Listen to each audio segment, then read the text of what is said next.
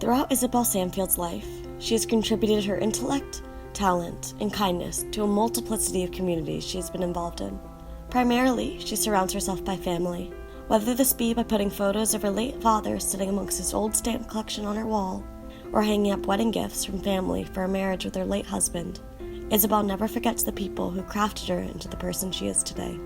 In a more present sense, she appreciates spending time with her children, hugging her son in the form of a sweet, loving, and long goodbye as he leaves after a visit to her home at Croasdale Retirement Village, thanking her daughter for buying groceries at the farmer's market for her, eating dinner with another daughter, Emily, and embracing her before she departs on the trip.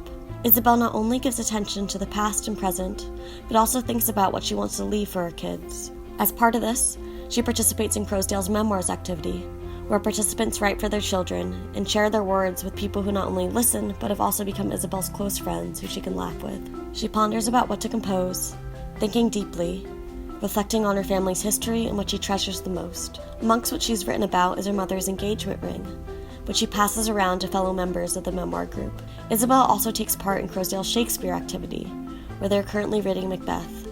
Headed by Isabel's dear friends, Sam and Marie, the group meets once every Wednesday to read through and discuss their thoughts on a play. Outside of these groups, amongst Isabel's close friends are her fellow Jewish residents, who she celebrates Shabbat with at the beginning of every month. Isabel leads the Shabbat dinner, taking after her late husband who had the job prior to her. She carefully lights the candles and raises her glass of wine, reciting the prayers for the evening over the candles, wine, and challah.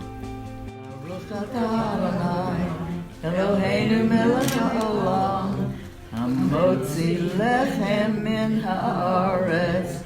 Amen. Isabel does such a stellar job explaining the traditions of Shabbat and leading the table in song.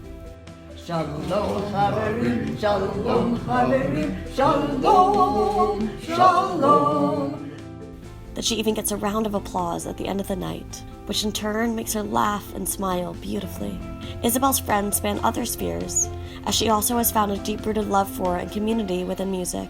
Having been a music teacher for a very large part of her life, Isabel has been determined to not give up this passion of hers, even as she has aged. She opens up her home to students such as piano player Vivian, and although Isabel looks through the music sheets and listens to her play, critiquing Vivian as she hears areas that can benefit from improvement. Play it really loud. Bum, bum, bum.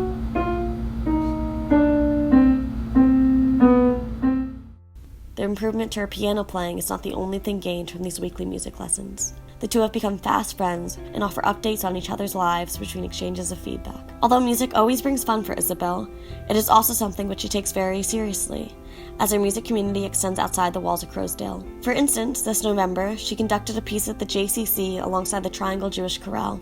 Isabel was their original conductor and thus was invited back for a special anniversary concert.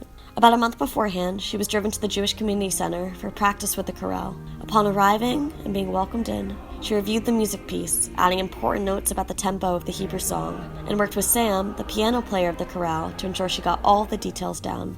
The two have a special and close-knit relationship, as Isabel met Sam when he was just 18, when he helped accompany her music students in the 1950s. Isabel was pleasantly surprised to be cheered on upon her arrival to rehearsal. She conducted them with grace and precision, helping to lift up and control the angelic voices that make up the chorale. Not only does Isabel give so much to the group, but the joy that she gains from stepping into her old shoes and conducting once again is palpable, as a smile spreads across her face at the end of the rehearsal. And she is greeted by members of the chorale, both those who she knows and new members who have heard her name spoken in a glowing context.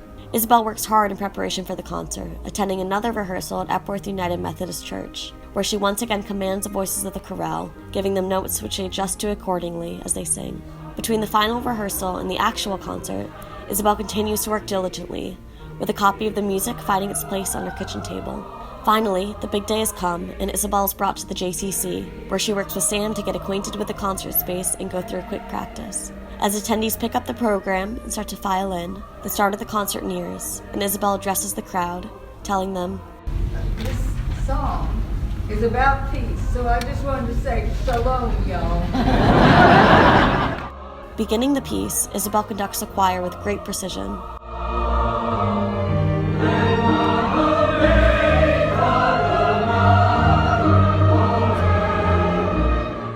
And ends the song on a joyous and victorious note as she raises her hands in celebration.